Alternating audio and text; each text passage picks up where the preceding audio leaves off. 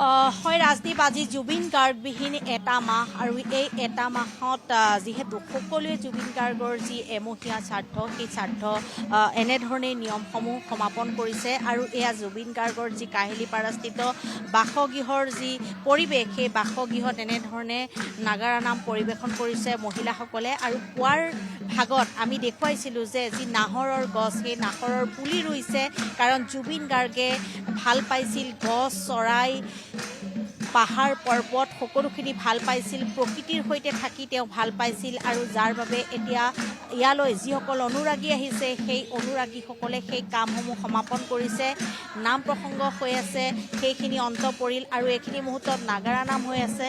কিন্তু এইখিনি মুহূৰ্তত আমি এই যি বাসগৃহ আছে ইয়াত থকা এগৰাকী বিশেষ ব্যক্তিৰ সৈতে কথা পাতিম আৰু তেখেতৰ পৰা আমি জানিব বিচাৰিম যে বিশেষকৈ খুব গুৰুত্বপূৰ্ণ পদক্ষেপ লৈছে জুবিন গাৰ্গৰ যি বাসগৃহৰ এপাৰ্টমেণ্টৰ যি ছ'চাইটি এটা পদক্ষেপ লৈছে। জুবিন গাৰ্গবিহীন এটা মাহ আৰু এই এটা মে সকলোখিনি খালী খালী লাগিছে আৰু আপোনালোকে ভাল পদক্ষেপ লৈছে যে ইয়াতে তেওঁ এটা মূৰ্তি কৰাৰ কথা। গোটেইখিনি কেনেধৰণে কৰিম বুলি ভাবিছে?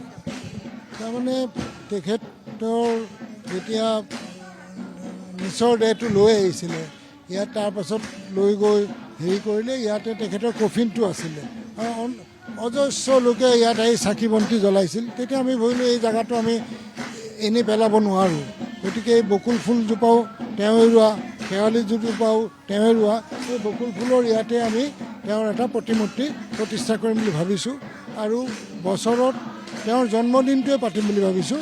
আমি তেখেতৰ মৃত্যু দিৱস কেতিয়াও নাপাতোঁ। আমাৰ মনত জুবিন গাৰ্গ ডাঙৰীয়া কেতিয়াও তেওঁৰ শৰীৰটো গৈছে, তেওঁ কেতিয়াও হেৰুৱা নাই, গতিকে তেখেতৰ জন্মদিনটো পাতিম বুলি আমি থিৰাং কৰিছোঁ আৰু প্ৰতি বছৰ জন্মদিন পাতিম। আপোনাৰ সকলো নিমন্ত্ৰণ থাকিল। জন্মদিন যিহেতু আহি আছে সেই দিনটোতে হয়তো প্ৰতিমূৰ্তিৰ যি কাম আৰম্ভ হ'ব। কালি মোক তেওঁলোকে মাতিব, কি হৈছে, কিমানখিনি হৈছে, কিমানখিনি নাই হোৱা, সেইখিনি আমি চেষ্টা কৰি আছোঁ। এই অহা জন্মদিনটোৱে আমি ইয়াত তেখেতৰ প্ৰতিমূৰ্তি প্ৰতিষ্ঠা কৰি পাতিবলৈ। আমি যিহেতু গম পাইছোঁ জুবিন গাৰ্গৰ যিটো ঘৰ, আপোনাৰ ঘৰ লগালগি, ঘৰত যদি কথা পাতে আপোনালোকে গম পায়, আপোনাৰ লগত বিশেষকৈ ঘনিষ্ঠ আছিল, খুব আমনি কৰিছে এইকেইটা দিনত। এইটো আমনি বুলি নাভাবোঁ, আমনি বুলি ভাবোঁ তেখেতৰ স্মৃতিয়ে আমনি কৰি আছে।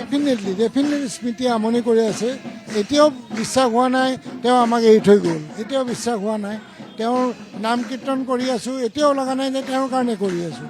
কথা বুজা নাই। আমাৰ প্ৰতিজন মানুহেই তেনেকুৱা ফিল কৰি আছে, গতিকে আমি অতি দুখিত। একমাহ কেনেকৈ পাৰ হৈ গ'ল আমি নিজে নাজানো। আমি সেইটোৱেই